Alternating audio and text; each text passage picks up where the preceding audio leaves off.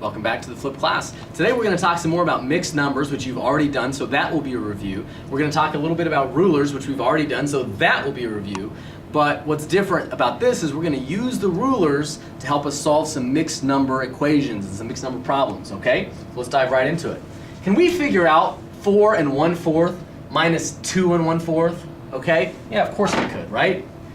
We subtract the whole numbers. 4 minus 2 is 2. We subtract the numerators. 1 minus 1 is 0. Denominator stays the same, right? 2 0/4, which would just be 2. Okay, pretty easy. All right, but there's another way to do it that we can use by using our rulers. Okay, and some of the problems may not be as difficult, or maybe more difficult than this. This may not be as difficult as some of the ones we see, but this is a good way to get us started off. Okay, so let's go to 4 1/4. All right, I'm going to go over 1 inch, 2 inches, 3 inches, and 4 inches. So I'm going to start at the 4 inches, and I'm going to go over an extra fourth, okay, which are these long lines here, the somewhat longer lines, okay, right here. So this is 4 1/4, right there, okay. Now I'm going to subtract, so I'm going back the other way, just like if it was a number line, and we subtract, we go to the left, okay. I'm going to subtract 2 1/4. Well, how do I do that? Well, I know I'm starting at 4 1/4, okay. If I take away a fourth, I'm going back 1/4, which puts us at 4, okay? So I've already subtracted my fourth, and now I'm going to go back 2 wholes. So from 4 to 3 is 1, from 3 to 2 is 2. I've just gone back. I started at 4 1/4, I went back 2 1/4, and look where I'm at, 2. Same answer. 2 0/4 is the same as 2, which is the same as 2, where I'm at on my number line, or my ruler, okay? Let's keep going. Let's use the ruler to try this one. 3 3/8 minus 2 2/8. Okay? Let's check it out. 3 3/8. We got to find that first, right? 1, 2, 3, and then I need to go over 3/8. So that's going to be 1/8, 2/8, 3/8. So I'm starting right here. Okay? Now I want to take away or go left on my number line 2 2/8. All right? I'm starting at 3 3/8. If I go back 1/8 and then 2/8, I'm at 3 1/8. Now I need to go back 2 whole numbers. Well, if I'm at 3 1/8 and I want to go back a whole number, where am I going to be at? I'm going to be at 2 1/8. It's kind of like if you have $3.25 and you take away $1, then you have $2.25, okay? The fraction, or in that case the decimal, doesn't change. Same thing here, all right? But I'm going back 2, I took away my 2/8, I took away 1 whole number, and I'm going to take away another whole number. And that leaves us at 1 1/8, all right? Not too bad, right? It's kind of like having your own number line right in front of your face, okay? Let's do one more. What if we had to do this one? 3 2/8 minus 2 6/8.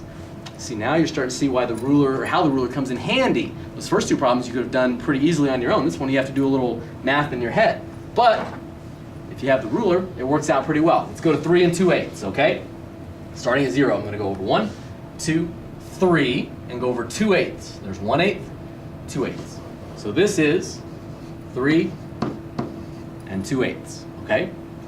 I'm going to subtract 2 6/8. So I want to go back, I want to go left 6/8, okay? I'm going to go 1/8, 2/8, and it doesn't matter that we're crossing the whole number. It doesn't matter at all.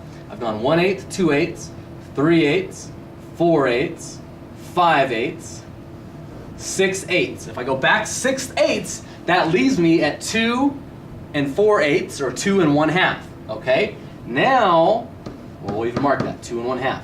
Now I want to go back 2 whole numbers. So 2 1/2 minus 1 puts you at 1 1/2, okay? 1 1/2 minus 1 minus that other one leaves you at 1/2, okay? Not too bad, not too bad at all, all right? Let's try this one. 2 1/2 plus 1 3/4. I'd like you to get your ruler out. If you don't have a ruler at home, go ahead and Google image search for a ruler, all right? Have your parents help you find that. I want you to solve this problem for me. Write it down, bring it, and we'll check it on our rulers and prove our answer is correct. So if you need to take a look at this, go ahead, pause it. Okay, you've unpaused it. Hopefully you have the answer to this. I'm going to move on. Here's another one. Let's try this one on for size. Which is greater, 2 3/8 or 2 3/4? Well, all we have to do is go to 2 and then find 3/8. So I go 1 inch, 2 inches, and then I'm going to find my 3/8. 1/8, 2/8, 3/8. And I'm going to mark it. I'm going to write it down. I'm not just going to mark it because then you end up with all these lines you don't know what you have. 2 3/8. I'm going to mark it. Now I'm going to mark 2 3/4. Okay, I might even use a different color. You can use a different color. Get your crayons out. 1, 2. I'm going over 3/4, so I'm going to look at those longer fourth lines. 1, 2, 3. There's 2 3/4. 2 3/4 is farther to the right, just like a number line. It's closer to 3. So, what is greater? 2 3/4. Okay, that's all the time I have for today.